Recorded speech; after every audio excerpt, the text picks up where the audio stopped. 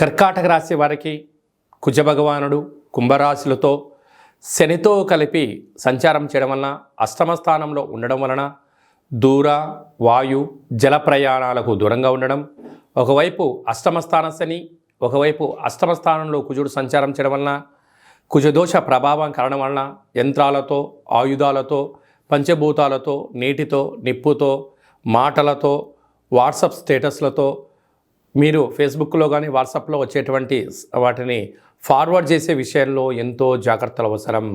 కనుక మీ జన్మ నక్షత్రం రోజున పూర్ణిమ, అష్టమి, అమావాస్య తిథుల యందున దూరావాయు జల ప్రయాణాలకు దూరంగా ఉండడం, మౌనం, ఆధ్యాత్మికత, కాళభైరవ స్వామి స్మరణ, ధ్యానం అదృష్టాన్ని తెచ్చిపెట్టబోతుంది. లేకపోతే జీవితంలో ఎనలేనటువంటి అనేక రకాల ఇబ్బందులకు మీరే కేంద్ర బిందు అవడం, అనేక అష్ట కష్టాలు పొంచి ఉన్నాయి. కనుక ప్రతి నిమిషం ఎంతో విలువగా జాగ్రత్తగా ఉన్నట్లయితే రాబోయే కాలం మీకు సువర్ణ యుగం అని చెప్పి గమనించాలి.